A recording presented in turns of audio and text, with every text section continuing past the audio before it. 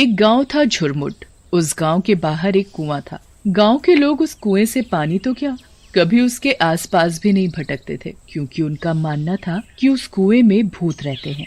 हर अमावस्या की रात को उस कुएं से भूतों की एक बारात बाहर निकलती है, गाजे बाजे के साथ। उस बारात में एक दूल्हा जो घोड़े पर सवार होता है, वो भी भूत होता है।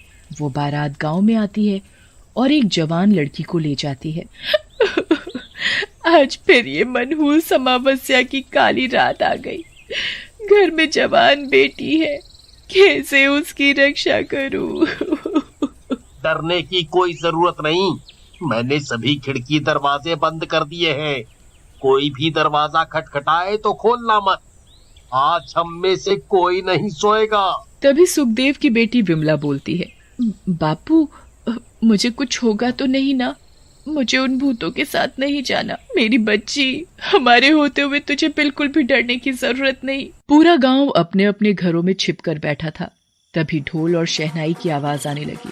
वो आवाज उसी बारात की थी जो कुएं से निकलकर सीधा गांव की तरफ आ रही थी। गांव वालों, दिखाई नहीं देता क्या तुमको?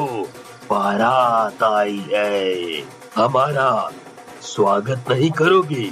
और मेरी दुल्हन कहाँ है? कहीं दिखाई नहीं पड़ती मुझे। भूतों की बारात गांव में आ चुकी थी। इमली अपनी बेटी को एक कोने में छिपाकर बैठी थी। तभी भूत अपने घोड़े से नीचे उतरता है और जोर जोर से हंसने लगता है।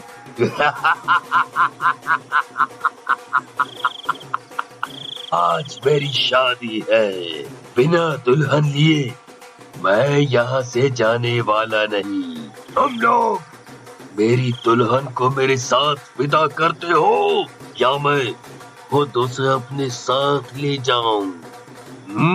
गांव में सन्नाटा था, किसी की कोई आवाज नहीं।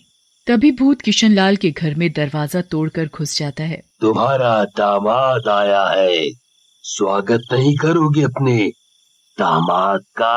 मेरी बेटी को छोड़ दो, उसकी अभी शादी की उम्र नहीं है। वो तो अभी बहुत छोटी है, बच्ची है। मुझसे झूठ बोलता है तू। कल ही तू अपनी बेटी के लिए दूसरे गांव लड़का देख कर आया है। मुझे सब पता है, सब पता है। मेरी बेटी को हाथ लगाने की कोशिश भी मत करना। मैं उसकी माँ हूँ। तुम्हारे जैसे भूत के साथ अपनी बेटी की शादी कभी नहीं होने दूंगी। फिर क्या था, भूत को बहुत गुस्सा आता है। वो किशनलाल और सुमन की अपने दोनों हाथों से गर्दन तोड़ देता है और वो दोनों तभी दम तोड़ देते हैं। पुष्पा अंदर कमरे में छिप कर बैठी थी। माँ, पिताजी, तुमने मेरे माँ पिताजी को मार दिया। छोड़ मुझे अपनी माँ के पास जाने दे। पर भूत उसकी एक नहीं सुनता और उसे अपने घोड़े पर बैठाकर वापस कुएं में ले जाता है। सुबह होते ही इमली और उसके परिवार की सांस में सांस आती है। कल रात हमारी बेटी तो बच गई, पर जो सुमन के परिवार के साथ हुआ वो बहुत बुरा हुआ। पर कब तक हम अपनी बेटी की रक्षा करेंगे? एक ना एक दिन तो वो भूत हमारी बेटी को भी उठाकर ले जाएगा। उस रात के बाद पूरे गांव में मातम छाया हुआ था। गांव वाले मिलकर किशनलाल और सुमन का अंतिम संस्कार कर देते हैं, पर सबकी जुबान पर बस भूतिया बारात की ही बात थी। अरे भाइयों, ये सब कब तक चलेगा? वो भूत इस गांव में घुस जाते हैं और हमारी ही आंखों के सामने हमारी बेटी को उठाकर ले जाते हैं। किशनलाल की बेटी पुष्पा हमारी भी तो बेटी थी, हैं? बिल्कुल सही कहा।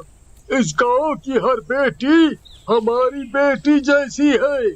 उनकी रक्षा करना हम सभी का फर्ज है। वो तो सही है, पर हम कब तक अपनी बेटियों को कुंवारा रखेंगे? जिसकी भी बेटी जवान और शादी के लायक होती है, उस भूत को पता चल जाता है और वो उसे उठाकर अपने साथ ले जाता है। मेरी बेटी भी है, उसकी उम्र अब शादी लायक हो गई है। मैं कैसे अपने कलेजे को उस भूत के हवाले कर दूं? हम सब मिलकर उस भूत का सामना करेंगे। हाँ। अगले दिन पूरा गांव धर्मपाल की बेटी आशा की शादी की तैयारियों में लगा था। एक तरफ सजावट और दूसरी तरफ मिठाइयां बनाई जा रही। अब फेरों का समय था। दूल्हा दुल्हन मंडप में बैठे थे। तभी अचानक कुएं से भूतों की बारात बाहर आ जाती है। सभी गांव वाले भूतों को देखकर अपने अपने घरों में छिप जाते हैं। अरे गांव वालों, तुम सबने तो मेरा साथ देने का वादा किया था, अब क्या हुआ तुम्हारे वादे का? तभी धर्मपाल की पत्नी माया और बेटी चंचल भी आ जाते हैं। तुम्हारी इतनी हिम्मत, मेरे बिना तुम अपनी बेटी की शादी करने चले थे। जैसे ही भूत धर्मपाल पर अपनी तलवार से वार करता है, तभी भूत के सामने चंचल आ खड़ी होती है। मेरे बापू को कुछ मत करो, उन्हें मत मारो। अच्छा, छोड़ दूं? पर एक शर्त पर, अगर तुम मेरे साथ शादी करोगी और मेरे साथ मेरी दुल्हन बनकर चलोगी, तो मैं तुम्हारे माँ बापू को छोड़ दूंगा। नहीं बेटी, इस भूत की बातों में मत आना, उससे शादी मत करना। माँ, इस भूत के साथ शादी करने से तुम दोनों की जान बचती है, तो मैं जरूर इससे शादी करूंगी। भूत चंचल को अपने घोड़े पर बैठाता है और उसे बारात के साथ कुएं में ले जाता है। रुक जा मेरी बेटी, मेरी बच्ची, ना जा उस भूत के साथ। किसी की हिम्मत नहीं होती भूत का सामना करने की, क्योंकि भूत अकेला नहीं था, उसके साथ उसकी पूरी बारात थी और सभी खतरनाक भूत थे। ये ठीक नहीं किया हम सब ने। मेरी बेटी अभी बहुत छोटी है, पर एक दिन उसकी उम्र भी शादी की होगी। क्या तब भी मैं ऐसा करता जो मैंने आज किया?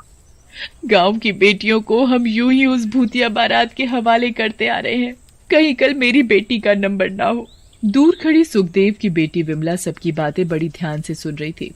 तभी उसे अपने भैया समीर का ध्यान आता है, जो सालों से शहर में ही रह रहा था। हाँ, भैया ही मुझे उस भूत से जरूर बचाएंगे।